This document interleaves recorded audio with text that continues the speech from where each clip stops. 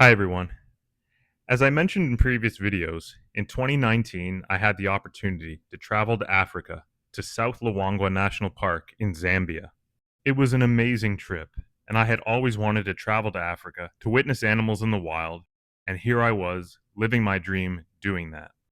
There was one specific encounter that stood out among all the others, that took my breath away in a bit of a different way, one that I wasn't anticipating. In this video, I'll share that experience, and I hope you enjoy. Kango Camp. My view upon waking up every morning. Another day in paradise, I thought to myself. Another day in the African bush. My safari group. The Kango crew, we called ourselves. Amazing people that I met for the first time only days earlier, and yet, we had already become a very tight-knit group, ready for another day on safari. Another bright and sunny morning in South Luangwa. I had fallen in love with the place, and was sitting content and relaxed in the vehicle. Camera all set and ready to go. Not a care in the world. October, the dry season in South Luangwa. A challenging time of the year for most of the wildlife, but it certainly creates a rugged, harsh beauty to the landscape. This is what our surroundings look like when out on our game drives each day, in this unforgiving wilderness. Driving along, we came upon an old male lion, feeding upon a hippo that had died only a day or two earlier. An unusual sight as we drove closer to observe. Panting, and with his face covered in blood, this older male lion had definitely been in need of a meal. Lucky for him, the hippo was laying right out in the open, in broad daylight. Was this lion in his prime? Well, no, not exactly. But he was still a lion, and could easily have made quick work of me if I stepped out of the vehicle at that moment. We took our photos and drove on, leaving our lion friend to enjoy his meal in peace, as we continued to explore the vast terrain of the national park. About an hour or two later, we were headed back to have lunch that the camp staff had prepared for us along the riverbank, and let's just say we came upon a familiar face. That's me, and there, only feet away, is the lion. There he was, tired, resting under the shade of a tree, and with a belly full of hippo. I thought to myself, this is pretty close. Not long after that thought crossed my mind, our driver Shane says, everyone, I figured out what the problem was, what the hissing sound was. Don't be alarmed, but I'm gonna need everyone to exit the vehicle. We have a flat tire. My heart sank.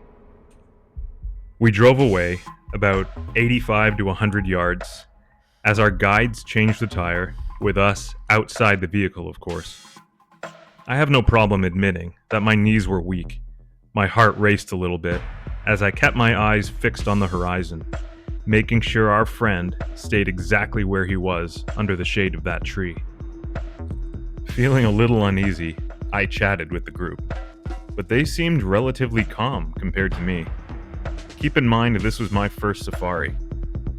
Diane, who has a great sense of humor, and who had been on safari multiple times in various parts of Africa, insisted through a chuckle that I relax and analyze the situation. With both of us standing out of the vehicle in lion country, Diane would say to me, "Justin, the old boy has just eaten, and he's at a good distance from us now under the shade of a tree. He's not looking at you and seeing a second course. He's old. Look at him. He's scarred from battles from when he was younger. Besides, it's hot and he's full. He is absolutely not going to get up and trot over here." I certainly hope not, I thought to myself. After about 5 minutes, but what felt more like an eternity, the tire was changed and we all hopped back into the vehicle and made our way to our very picturesque lunch spot down by the riverbank, far, far away from our lion friend. Later that day, just before sundown, our group was out on our evening game drive. in a different area altogether. We drove along and saw a lion resting in the distance. As we got closer, we realized just who it was. You guessed it, the old male from earlier. Exhausted, no doubt, after his big meal, he was taking things easy and was in no particular rush at all. Luckily, the tires were all solid and filled with glorious air as we spent some time with the old lion, and eventually made our way back to Kango Camp for the night. A moment this memorable, I knew I had to capture through my artwork. So not long after our safari, I would create this pen portrait of the old lion, forever immortalizing him on the walls of Diane's home, serving as a constant reminder that the African bush once shook a young Canadian rookie safari goer to his very core.